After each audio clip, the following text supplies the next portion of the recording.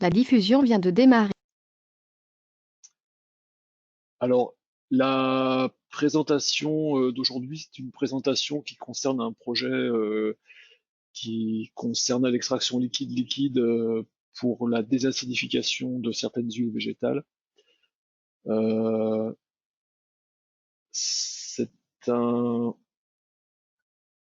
un projet qui a été financé par le CASDAR, et donc on a appelé DEACOL comme désacidification des huiles. La genèse de cette étude a été motivée par une question qui est venue des huiles de noix, avec en 2016 une problématique qui était la suivante. On avait des huiles qui présentaient de fortes acidités, des problèmes de phtalate qui étaient liés à l'origine des cerneaux, avec en particulier des problèmes de contenants qui n'étaient pas des contenants euh, sans phtalate et qui posaient vraiment des problèmes d'organisation de filière pour pouvoir s'affranchir du problème. Des problèmes également d'huile minérale relativement complexes aussi à traiter. Et puis des présences dans certains cas sur les huiles raffinées de contaminants néoformés avec des 3-MCPD et des esters de glycidol, ou et également des problèmes d'isomérisation des acides gras polyinsaturés sous des formes trans.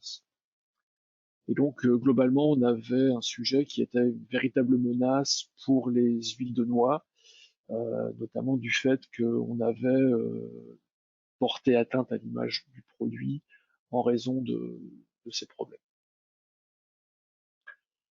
Donc, on était un peu dans une impasse. On a des procédés classiques comme le raffinage chimique qui permettent, dans une certaine mesure, de limiter les problèmes de formation de 3-MCPD à la désodorisation, mais qui sont difficiles à mettre en place dans le cas des huiles à forte acidité. On avait des huiles parfois à plus de 5% d'acidité. Cette acidité, elle est responsable aussi de présence de glycérides partiels qui ont un fort effet émulsifiant. Et en général, avec ces hautes acidités, on a des huiles qui sont à fort risque de formation d'émulsions stables, qui entraînent des quantités d'huile neutre très importantes et qui sont par ailleurs sans effet sur les phtalates. Euh, de l'autre côté, le raffinage physique est un procédé qui est relativement efficace en termes de désacidification et de limitation des pertes d'huile neutre. Par contre, on travaille à des températures qui sont relativement élevées et du coup, on a la possibilité d'avoir des néoformés de type 3-MCPD et des trans, ce qui fait que l'un dans l'autre, on, on est toujours confronté à un problème, soit on enlève l'acidité sans trop de pertes, mais du coup on a des néoformés, soit on, on a un raffinage qui est un peu moins à risque pour les néoformés, mais on a des pertes d'huile importantes. Donc la genèse de l'idée, elle vient de travaux qui sont relativement anciens, un article datant de 89 publié dans le JAOCS qui parlait d'un procédé utilisant de l'isopropanol avec de l'eau pour éliminer des acides gras.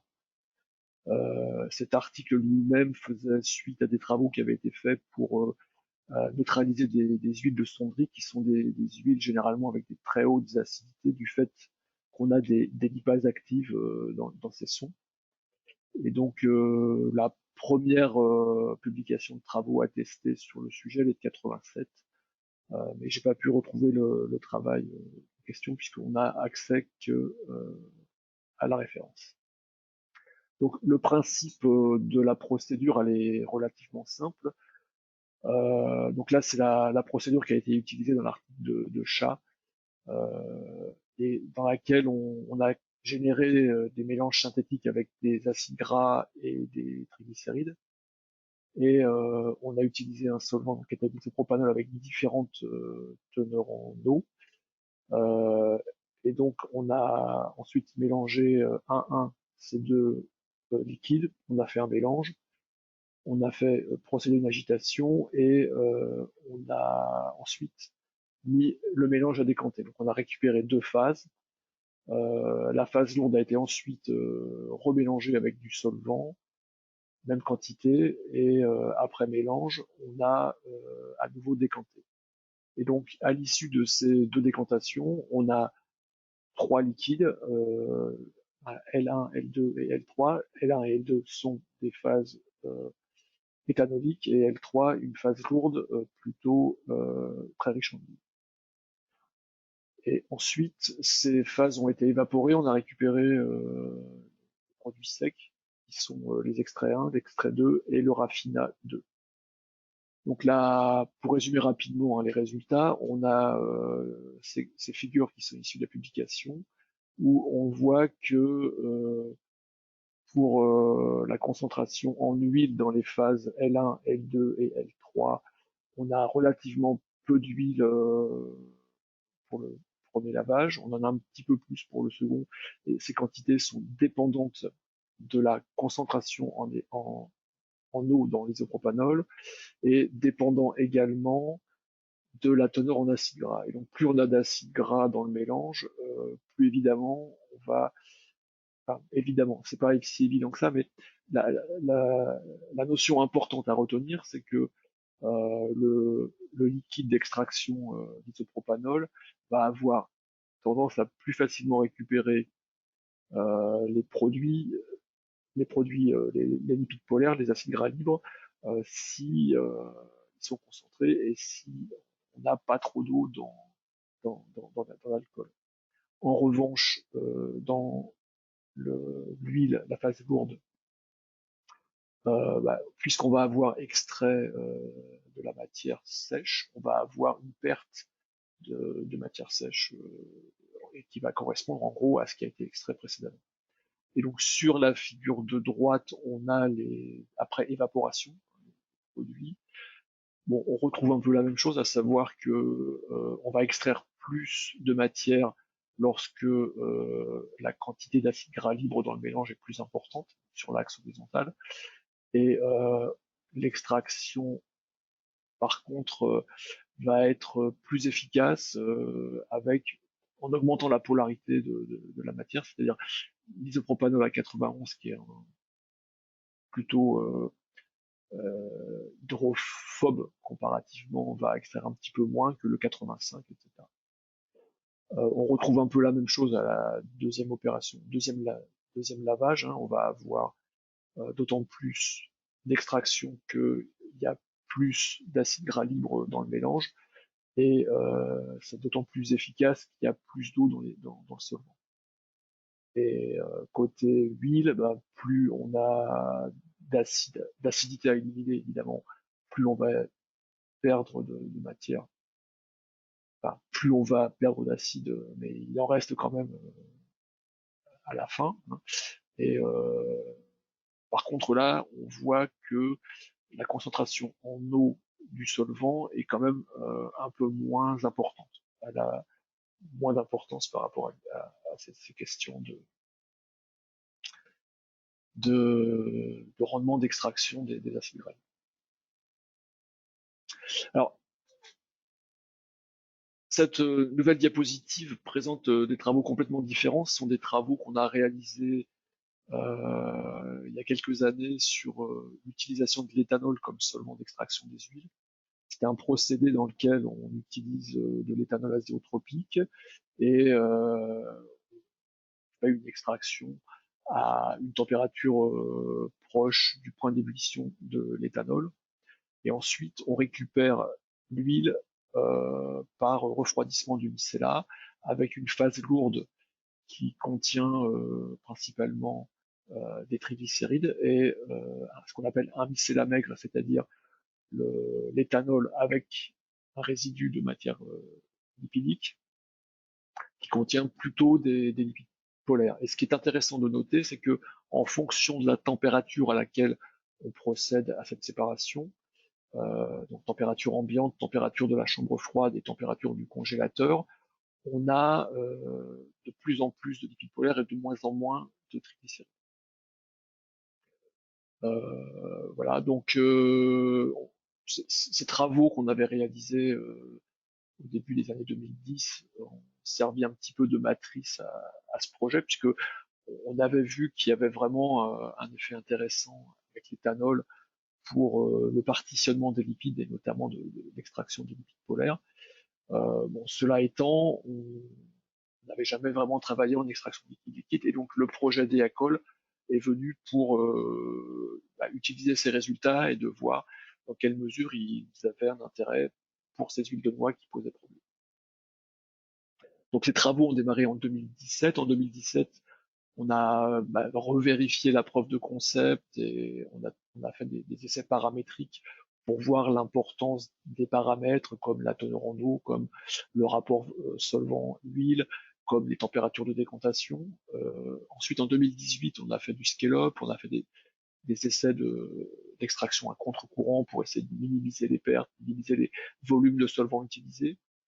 Et puis, on a aussi fait des travaux d'optimisation par rapport à la régénération du solvant. Et l'année dernière, en 2019, on est allé jusqu'à des tests pilotes avec un essai de raffinage. Et on est passé de l'huile de noix à une huile posant problème, une huile de calophyllum très acide, qui a servi de valider un petit peu le dispositif sur autre chose que de l'huile de noix. Donc la première partie, l'étude paramétrique, on l'a faite sur une huile de noix qui était composée en fait de deux produits de départ, une huile naturelle à 5,8% d'acidité oléique qui contenait un petit peu de phtalate, une huile raffinée commerciale qui était elle faible en acidité mais un peu plus riche en phtalate, et on a utilisé cette huile raffinée pour l'hydrolyser, produire une huile à plus haute teneur en acidité et qui contenait donc quelques phtalates également.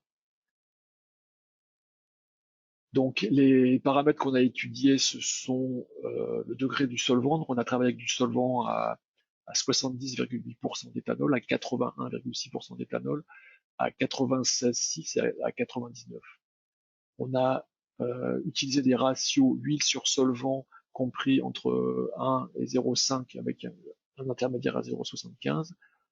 On a étudié la méthode d'agitation, donc il y avait de l'agitation manuelle, ce qu'on appelle rotachoc, c'est un système planétaire dans lequel l'huile est agitée de manière relativement douce, et un procédé un peu plus dynamique, le Silverson, qui est un disperseur qui est en fait une espèce d'agitateur très très dynamique. Les durées d'agitation ont été variées entre 0, 5 minutes, 10 minutes, un quart d'heure, 30 minutes, 1 heure, 2 heures, et on a travaillé à 3 températures, à 27, 40 et 60 degrés. Et enfin, la dernière phase, la phase de séparation, elle a été faite soit en utilisant de la décantation gravitaire, soit de la centrifugation. On a travaillé aussi sur la durée de la décantation pour la gravitaire, donc entre 10 minutes, 1 heure, 2 heures et 18 heures. Et on l'a fait à deux températures, à 7 degrés et à 27 degrés. Donc les premiers résultats, alors, portant sur la durée d'agitation, on voit que à partir du moment où l'agitation dure environ 5 minutes, il n'y a pas de progrès, donc simplement une agitation relativement courte était nécessaire. Et donc avec une extraction sur une huile à 5,5 initialement d'acidité, on arrive à descendre à peu près à 3,5 en une seule opération, ce qui permet après de vérifier qu'on a des pertes qui sont relativement modestes, puisque là on a des pertes en huile neutre qui sont de l'ordre de 1,2% de la matière initiale, et donc la durée d'agitation étant relativement sans effet sur ce critère. Donc sur les autres paramètres, on a comparé donc les modes d'agitation, Donc là, en fait, il n'y a pas de différence significative entre entre les modes d'agitation. Donc on a retenu le Rotachoc, qui est un système qui est plus simple à mettre en œuvre et qui nécessite moins d'énergie. Sur la température d'extraction, donc on a constaté entre 25 et 40 degrés une légère diminution de l'acidité finale, puisque dans un premier temps à 25 degrés, on se retrouve avec 37% d'extraction des acides gras libres contre 45,5 pour 40 degrés. Après, au-dessus de 40 degrés, c'est-à-dire on passe à 60 degrés, ça ne bouge plus. Et les pertes en huile neutre sont relativement constantes. En ce qui concerne la température de séparation, donc, chambre froide versus température ambiante, on a une acidité oléique qui baisse un petit peu, donc de 3,8 à 3,6 en fin d'opération, mais cette différence n'est pas significative à l'analyse statistique. Et en termes de perte en huile neutre, il n'y a pas d'effet significatif non plus. Alors, par contre, là, on a traité le rapport huile sur solvant. Donc 0,5, ça veut dire qu'on a 2 fois plus de solvant que d'huile, hein, et 1, c'est 1. Là, on a un effet qui est significatif, c'est-à-dire on passe de 3,5 à 3% d'acidité en multipliant par 2 la quantité de solvant. Par contre, on augmente aussi la perte d'huile neutre.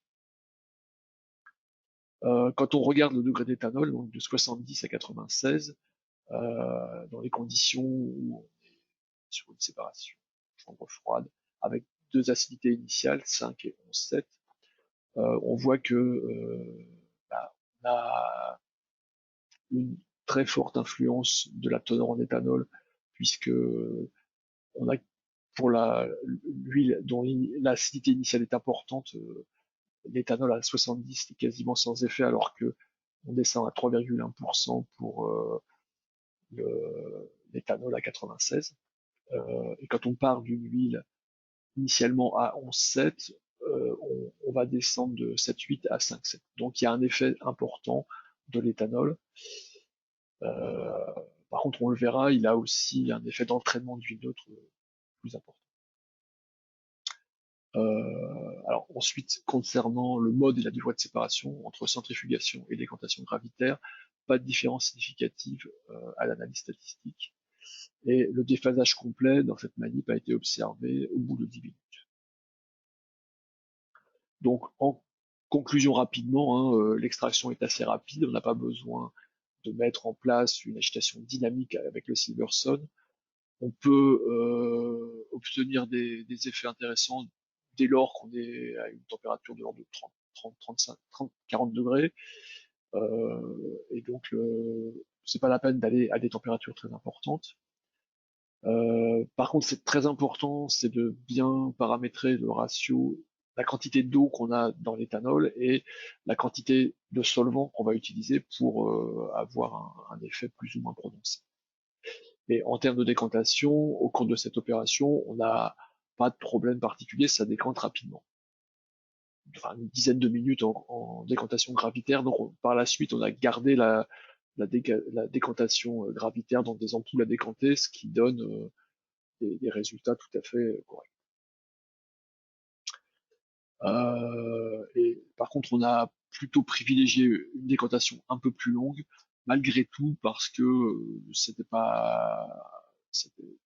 plutôt une sécurité, et on l'a fait plutôt en chambre froide, donc en gros on faisait les manips dans la journée, les ampoules décantaient toute la nuit en chambre froide, et on faisait les analyses ensuite le lendemain sur les deux fractions. Donc dans un deuxième temps, on a fait un plan d'expérience dans lequel on a fait varier l'acidité de l'huile initiale, on a fait varier le ratio huile-solvant et le degré d'éthanol. Donc pour une agitation Rotachoc 30 minutes, température ambiante, séparation en chambre froide.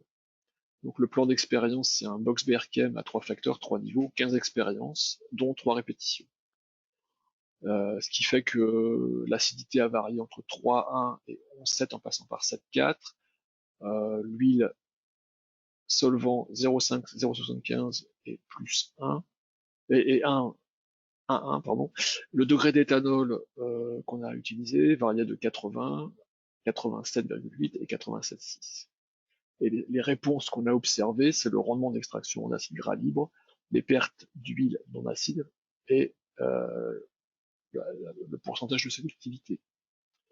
Donc les résultats obtenus donc sont des surfaces. Donc là, je ne présente pas l'acidité intermédiaire en ce qui concerne le rendement d'extraction des acides gras libres. Mais bon, vous voyez qu'on se trouve sur des rendements qui varient de 60-70% à trentaine de pourcents pour les plus faibles à gauche et un petit peu plus élevé lorsque l'huile, l'acidité initiale est plus importante. À retenir donc, c'est que plus là, on a une réponse quand même assez importante du ratio huile-solvant, c'est-à-dire qu'en multipliant par 2 la quantité de solvant, on améliore assez fortement le rendement d'extraction pour l'acidité faible. Par contre, la réponse est un petit peu plus faible avec l'acidité initiale qui est importante parce qu'on a déjà un rendement qui est un peu plus important. De même, on a la teneur en eau du solvant, donc qui est sur l'axe de la troisième dimension, qui est, comme on l'a déjà vu, hein, une réponse qui améliore le rendement lorsque la teneur en eau diminue. Mais la réponse est plus importante aussi pour les faibles acidités que pour les acidités importantes, où là le rendement reste quand même un peu plus important. Donc on a des interactions assez importantes entre ces trois paramètres, et donc le rendement aura tendance à être généralement un peu plus favorable lorsque l'acidité est importante que lorsque l'acidité est plus faible. Et pour ce qui est des pertes en huile non acide, ces pertes, elles sont aussi dépendantes de l'acidité initiale, puisqu'on voit que on a des niveaux de pertes qui augmentent assez considérablement pour l'huile de droite, notamment pour le plus haut, quand le volume de solvant est important et quand la quantité d'eau dans le solvant est faible. Les pertes sont plus faibles lorsque l'acidité initiale est faible. On a un effet important en fait de la présence d'acide gras libre dans la phase solvant. Et plus il y a d'acide gras libre dans la phase solvant, plus on va capter de, de, de lipides neutres, ce qui est un résultat qu'on avait déjà observé dans nos essais d'extraction, mais qui est bien confirmé ici et qui est intéressant puisque ça ouvre aussi des perspectives pour l'exploitation de mélanges de lipides polaires et d'éthanol si on voulait utiliser l'éthanol comme solvant d'extraction sur des graines. Donc on se retrouve avec un problème dans lequel on va chercher un compromis entre l'extraction de l'acidité et la réduction des pertes en huile. Et pour ça, donc une solution, c'est de pas faire une seule extraction avec beaucoup de solvant, mais plutôt de faire plusieurs extractions avec un peu moins de solvant. Et donc là, le travail que vous avez sous les yeux, c'est un travail qui est fait avec de l'éthanol à 88,6. Il y a 2 fois plus de solvant que d'huile et on agite une demi-heure avec température ambiante et on sépare ensuite la nuit en chambre froide. Euh, donc là, le travail, c'est la nuit en chambre froide. Et donc sur ce graphe, on voit qu'au premier lavage, sur une huile qui est au départ à un peu plus de 5 d'acidité, au premier lavage, on réduit d'à peu plus de 50% l'acidité. Le deuxième lavage, avec donc la même quantité de solvant, hein, permet de se rapprocher de 1% d'acidité. Et au troisième lavage, on est déjà à peu près 0,5. On rebaisse encore au quatrième lavage. Donc on arrive avec des lavages multiples, à réduire l'acidité de façon relativement efficace. Et entre le modèle qu'on a pu établir par rapport au plan d'expérience qui a été fait tout à l'heure, que j'ai présenté précédemment, on a une efficacité qui est légèrement meilleure, mais qui est quand même relativement proche du modèle. Euh, Si on prend en compte les pertes en huile neutre, on a un petit peu la même chose, à savoir que le gros des pertes a lieu lors de la première extraction. Et donc, lorsque l'huile est acide, on va extraire pas mal de lipides neutres, et plus l'extrait va être pauvre en acidité, moins on va entraîner d'huile neutre avec le solvant. Ce qui est un résultat intéressant puisque ça permet d'augmenter le nombre de lavages sans avoir de conséquences trop importantes sur les pertes. Et donc vous avez les croix qui donnent le cumul des pertes, et donc on voit que ce cumul des pertes en fait plafonne assez rapidement pour ne guère dépasser 8%. Alors ce qui est quand même pas négligeable pour une huile qui est au départ presque 6% d'acidité, mais voilà, avec des lavages répétés, on a pratiquement neutralisé cette huile, euh, sachant qu'on augmente quasiment plus les pertes. Donc on retiendra qu'avec les courants croisés, avec 3 lavages, on arrive à une acidité oléique proche de 0,5. Donc en utilisant donc un éthanol à un peu moins de 90% et 2 fois plus de solvant que d'huile, avec des pertes en huile neutre qui dépassent un peu 7% en tout, enfin qui sont de l'ordre de 7% au troisième lavage. En 2018, on a aussi travaillé sur des essais d'extraction à contre-courant pour limiter les volumes de solvant à mettre en œuvre, sachant que ce solvant, une fois qu'il a été utilisé, il faut le régénérer, donc ça a un coût, et aussi pour réduire les pertes en huile neutre. Donc le principe du contre-courant par rapport au courant croisé, c'est que dans le courant croisé, on va rajouter du solvant neuf à chaque fois qu'on fait une extraction, ce qu'on vient de voir. À contre-courant, c'est le même solvant neuf qui va traverser le produit qui a été extrait plusieurs fois et qui va traverser, enfin, qui va remonter le courant de l'huile de départ pour arriver à avoir une succession d'étapes d'extraction solide-liquide permettant de limiter la quantité de solvant qu'on utilise. Donc le dispositif schématiquement, il est le suivant. Donc on a un apport d'huile neutre qui est continu, qui se fait de manière dosée. On a donc une pompe dont on peut faire varier la vitesse de rotation pour alimenter le dispositif en continu.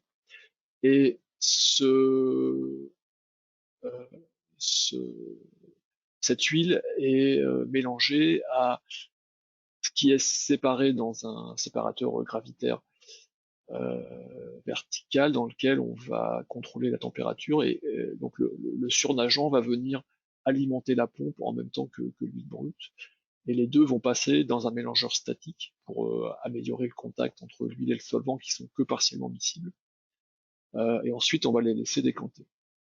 Donc le surnageant de cette phase, c'est le plus concentré en acidité et en huile neutre. Lui, il va partir se faire refroidir pour aller dans un décanteur final. Et de ce décanteur final, on va récupérer une phase lourde qui contient l'huile riche en acide et un mycélat maigre qui repart après se faire réchauffer dans le système initial.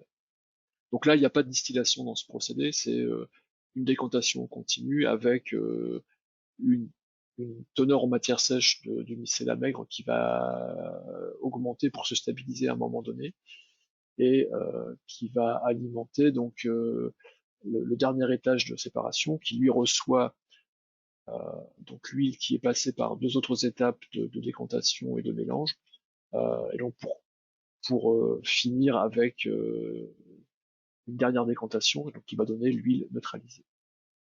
Donc ce procédé permet d'utiliser nettement moins de solvant que le procédé à courant croisé. Voilà donc le dispositif expérimental de laboratoire tel qu'il est. Là, je vous présente les tests qui ont été faits en dernière année sur le calophyllum, qui est une huile très acide. est très verte. Et donc, ce qui est intéressant de noter aussi, c'est que le procédé d'extraction à l'éthanol permet aussi d'éliminer des pigments verts, puisque l'huile décantée contient quasiment, enfin, elle est devenue pratiquement jaune, et le pigment est resté dans la phase éthanol. Donc les premiers résultats qui ont été faits dans différentes conditions, donc on voit sur le tableau de droite avec des ratios solvant-huile qui varient de 0,6 pour l'opération 2 à 2,4 pour l'opération 1, donc des résultats quand on regarde dans les étages, en partant là, cette fois-ci d'une huile à peu près 3 d'acidité, des efficacités variables en fonction des conditions opératoires. Mais en gros, l'opération 1, où on a des débits relativement importants et peut-être des réglages qui n'étaient pas encore optimisés, une acidité qui descend pas très rapidement et qui reste relativement élevée à la fin. Euh, Tandis que pour l'opération 4, avec quasiment les mêmes ratios, mais des conditions un peu améliorées, on arrive à des acidités qui sont aussi de l'ordre de 0,5, en ayant utilisé un rapport huile solvant qui est un peu plus élevé que 2.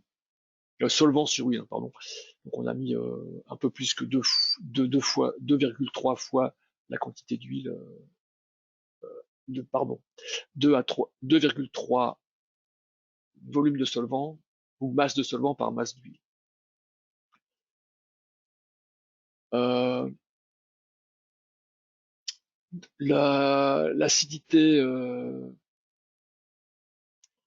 L'acidité, donc là, en partant sur une huile pas trop acide, on voit qu'on arrive à moins de 0,5. Sur l'huile de calophyllum, où on avait l'acidité était à 13,5 au départ. Bon, les conditions sont, en reprenant ces conditions, on a un peu de mal puisque on voit en fonction de la teneur en éthanol du solvant que bon, dans le meilleur des cas, on descend à 3%.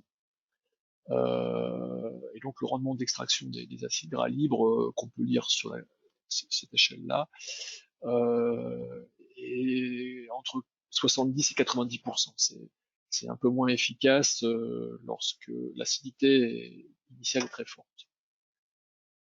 Et là, à ce moment-là, les pertes faisant varier la teneur en éthanol du solvant, comme on l'a vu en batch, elle augmente assez considérablement pour l'éthanol à 95, qui est le meilleur solvant pour les lipides.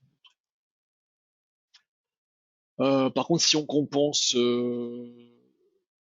toujours sur le calophyllum, si on rajoute un peu de solvant pour améliorer l'efficacité, on va descendre l'acidité. Donc tout à l'heure on était plafonné à 3,4, là on peut descendre un peu plus bas, presque à 2, tout en restant avec des volumes de solvant un peu plus faibles. Ce qui veut dire qu'en fait il faut, avec des acidités très élevées, il va falloir quand même mettre un peu plus de solvant pour que ça fonctionne. Et donc les pertes, elles sont aussi dépendantes du volume de solvant qu'on utilise et de la concentration de l'éthanol, donc plus importante avec l'éthanol un peu moins riche en eau. Mais bon, c'est le compromis à trouver entre les pertes et l'efficacité. Euh, Après avoir fait ces essais de courant croisé, on a voulu quand même revérifier sur les, les, pardon, le compte, après avoir terminé le contre-courant, on a refait des essais à courant croisé sur l'huile de calophyllum pour comparer et avoir des conditions, enfin, en utilisant plus de solvants, avec des ces acidités plus élevées. Euh, oui, parce que le point sur le calophyllum aussi, c'est qu'on avait besoin d'une décantation relativement longue pour avoir une bonne efficacité. Donc là, on voit que si on met un rapport de solvant 3,5 pour chaque étage, on a Donc on va pouvoir comparer la multiplication du nombre d'étages versus d'avoir plus de solvants à chaque étage sur ce graphique. Et donc ce qu'on peut voir, c'est que l'efficacité est meilleure si on met un peu moins de solvant et qu'on fait plus de lavage. Euh, si on enfin, ramener au gramme de solvant utilisé par rapport à l'huile. Et au niveau des pertes, il n'y a pas vraiment de différence. On est à peu près dans la même tendance. Donc plus on va mettre de solvant, plus on va entraîner de lipides neutres. Oui, donc voilà ce que je voulais dire précédemment, c'est que la, dans le cas du calophyllum, on n'a pas une décantation totale au bout de 10 minutes, comme c'était le cas pour l'huile de noix. Et là, il faut attendre 3 heures pour avoir une bonne récupération de l'huile raffinée. Ce qui fait que bon, la méthode gravitaire rapide qu'on avait envisagée au départ, il faut quand même la prolonger suffisamment et tenir compte de la qualité de l'huile. Voilà, donc ces essais ont été transférés à une échelle pilote. Pilote, c'est avec à peu près enfin, presque une vingtaine de kilos d'huile de noix. C'est une huile de noix qu'on a dopée en phtalate. Donc on a fait ça de manière statique puisque finalement bon, le contre-courant s'est pas avéré si dramatiquement supérieur à la méthode statique, et la méthode statique a l'avantage de pouvoir se faire avec du matériel beaucoup plus simple, moins onéreux. L'éthanol utilisé c'est du 89% et on a mis 40 kg d'éthanol pour 17 kg d'huile en 3 fois. Donc 3 lavages, chaque fois on agite, on laisse décanter et à la fin on récupère une phase lourde qu'on a évaporée pour éliminer le solvant et donc on a pu suivre à chaque étape les bilans matière. Donc le rendement d'extraction, c'est pour chaque étape, donc c'est de l'ordre de 4,5 pour le premier lavage, 4,8 pour le deuxième et 3% pour le troisième, ce qui fait un rendement total qui va de 4, enfin, qui finit en gros à plus de 12% de matière extraite. Si on regarde l'évolution de l'acidité au fil des lavages, donc on a une acidité qui baisse progressivement, mais en gros à partir du deuxième lavage, on n'a plus une grosse progression. Et le rendement d'extraction, bah, il arrive à partir de 90, il augmente beaucoup moins bien.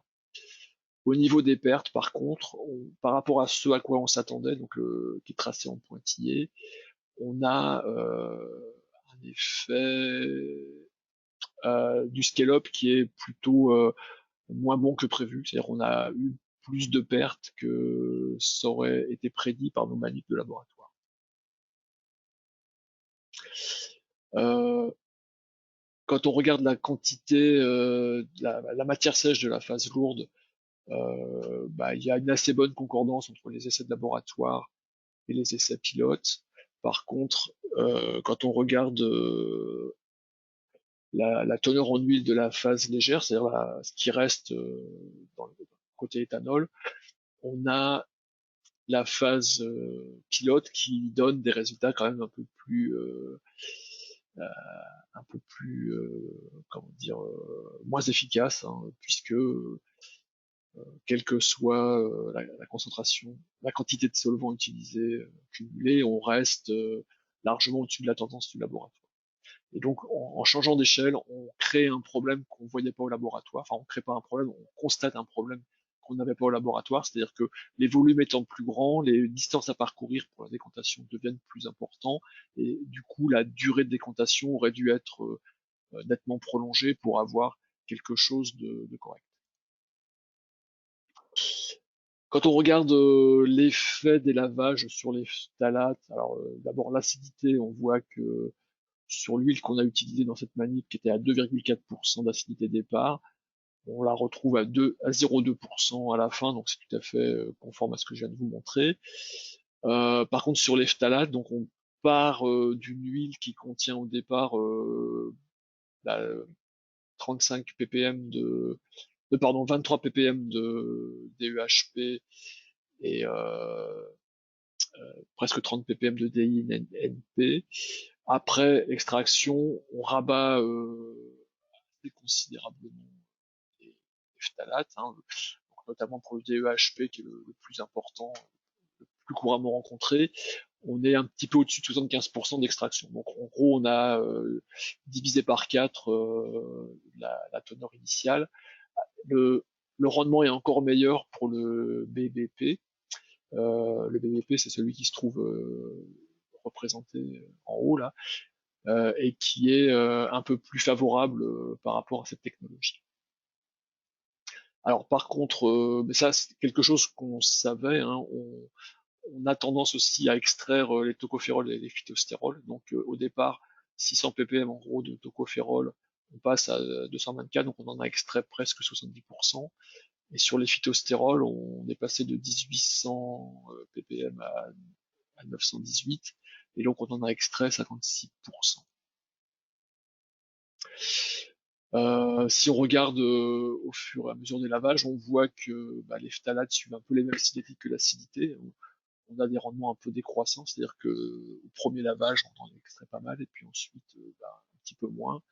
Et si on regarde les cumuls, on voit qu'il faut prolonger un peu plus les lavages que pour l'acidité par contre, puisque l'efficacité est légèrement plus faible.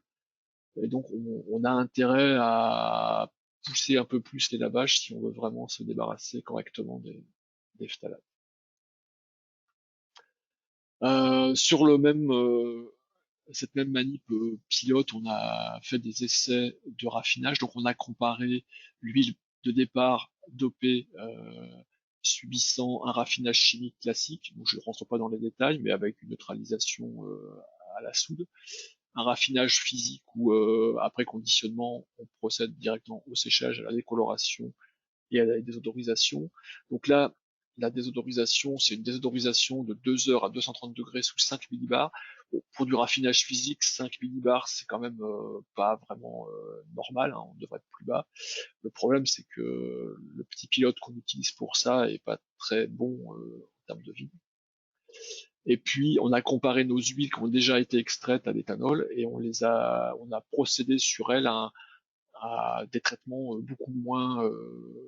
En tout cas, on a fait soit une désodorisation de 1 heure à 150 degrés, euh, toujours à 5 millibars, ou 3 heures à 180 degrés, 5 millibars. Les résultats sont les suivants, et là, ils sont un peu décevants. Euh, ah, pas décevants sur les phtalates, puisque bon, c'est les mêmes valeurs que tout à l'heure. Le raffinage ne change quasiment pas, hein, si ce n'est que pour le raffinage physique, on a un petit peu diminué les valeurs, notamment pour le DEHP par rapport au raffinage chimique. Mais comme je vous ai dit, on n'est pas sur un véritable raffinage physique à cause du vide. Ça reste des conditions qui sont pas suffisantes pour bien éliminer les phtalates. Euh, L'effet du raffinage qu'on a appliqué sur les huiles traitées à 150 degrés, on garde exactement les mêmes concentrations que l'huile de départ. Et que ce soit pour l'opération 2 comme pour l'opération 3 comme pour l'opération 4, ce sont des répétitions. Pour 3 heures à 180 degrés, on en enlève un tout petit peu, mais c'est pas vraiment significatif. Là, on a une déception, c'est par rapport aux néoformés, c'est-à-dire on a regardé les 3 MCPD, les 2 MCPD et les glycidylester. On a vraiment une formation de 3 MCPD qui est surprenante, puisque elle est importante, aussi importante, au moins, plus importante plutôt, dans le raffinage chimique que dans le raffinage physique, ce qui n'était pas du tout attendu. Et nos huiles pré-traitées à l'éthanol sont elles-mêmes contaminées par des 3-MCPD en quantité importante, surtout pour le raffinage long à 3,8. Donc ça, c'est quelque chose qu'on n'attendait pas du tout, puisque a priori, c'était plutôt un traitement qui aurait dû éviter ce genre de problème. L'autre point qui nous questionne, c'est le rapport entre 2 MCPD et 3 MCPD. Il est logique quand on regarde le raffinage physique. En gros, il y a à peu près moitié, enfin, il y a un rapport de 1 à 2 entre le 2 et le 3 MCPD. Voilà, il est peut-être un petit peu supérieur, mais bon, en gros, à peu près normal. C'est pas le cas du raffinage chimique et c'est pas le cas de toutes ces huiles qui ont été pré-traitées, avec vraiment là quasiment absence de 2 MCPD et présence uniquement de 3 MCPD. Donc là, il y a une anomalie sur laquelle il aurait fallu travailler, mais qu'on n'a pas eu le temps de pouvoir traiter. Et autre paramètre qui est vraiment pas satisfaisant, ce sont les glycydylesters, ou enfin les esters de glycidol, où on observe une très haute valeur pour les huiles pré-traitées, enfin, sur un seul échantillon qu'on n'observe pas sur les autres. Donc là aussi, il y a une anomalie et on a des résultats qui sont pas conformes à ce qu'on attend. Donc en conclusion, on a réussi à réduire les phtalates de façon assez intéressante, mais on observe des néoformés de manière surprenante. Surprenante et pas forcément très logique, donc il y aurait probablement quelque chose à faire pour vérifier ces travaux, mais on n'a pas eu le temps suffisant pour pouvoir le faire. Donc c'est quelque chose qui reste à faire. Dernier point, et j'arrête pour aujourd'hui. On a essayé d'estimer les OPEX de ces opérations. Donc on a calculé le coût d'évaporation du solvant pour sa régénération dans l'hypothèse où on faisait un travail en courant croisé et où on récupérait le solvant par évaporation. Donc on a calculé le coût énergétique de l'évaporation et on a rajouté le coût de l'entraînement de l'huile neutre, donc de la perte liée au bilan matière, en estimant l'huile à différentes, enfin en fonction d'estimation du prix de l'huile qu'on a fait varier. Donc sur le graphe de gauche, on a le coût en fonction de la quantité de enfin, là, c'est un modèle dans lequel on part d'une huile. Excusez-moi, mais j'ai plus l'acidité initiale. Mais on se donne une cible d'huile résiduelle, enfin d'acidité oléique résiduelle qu'on fait varier. Et donc, évidemment, plus on accepte une acidité résiduelle importante, moins le coût est important, puisque enfin, on a besoin d'utiliser moins de solvant pour le faire. Et donc on voit l'augmentation du prix de la régénération du solvant et l'effet d'entraînement des pertes en huile qui augmente par rapport à l'acidité cible qu'on se donne. Et donc, mais on reste sur des coûts qui sont de l'ordre de 15 centimes à 20 centimes par kilo d'huile traitée.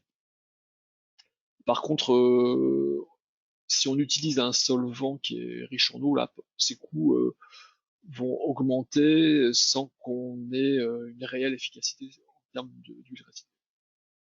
Sur le graphe de droite, ce qui est pris en considération, c'est la valeur de l'huile qu'on traite. Et donc on voit que les pertes par entraînement sont celles qui vont générer les effets les plus importants sur les coûts. Et donc on va avoir les solvants les plus riches en eau, qui vont être comparativement le 70%, il n'est pas intéressant, puisqu'en général il est toujours le plus cher, sauf quand lui est très très cher, mais de toute façon il est pas, il est l'avant-dernier de la catégorie. L'éthanol azéotropique, généralement c'est pas lui le plus avantageux. Et le meilleur compromis se situe plutôt sur des solvants qui sont entre 83 et 89% d'eau. Et bon, le meilleur globalement, c'est plutôt le 89%.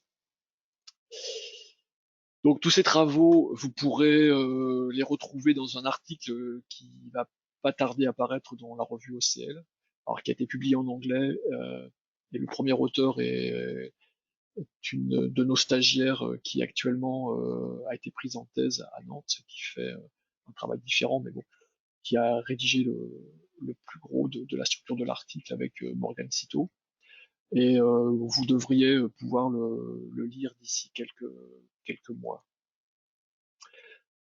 Voilà, donc pour conclure, hein, on retiendra qu'on a un procédé qui peut avoir une efficacité intéressante, qu'il est réalisable en mode batch avec les contations gravitaires, ce qui peut limiter les capex par rapport à un recyclage du solvant qu'on ferait dans le même appareil que le stripping de l'huile. On a une capacité d'abaissement des concentrations en phtalate à basse température qui est quelque chose qu'on peut retenir. Et par contre, on a une question qui n'a pas été résolue, c'est les 3-MCPD, les esters de glycidol, et qui aurait nécessité une étude complémentaire. Voilà, j'en ai terminé, donc je vais maintenant regarder les questions que vous pourrez poser via l'interface du logiciel, et je vous donne une petite minute là pour poser vos questions auxquelles je tenterai de répondre ensuite.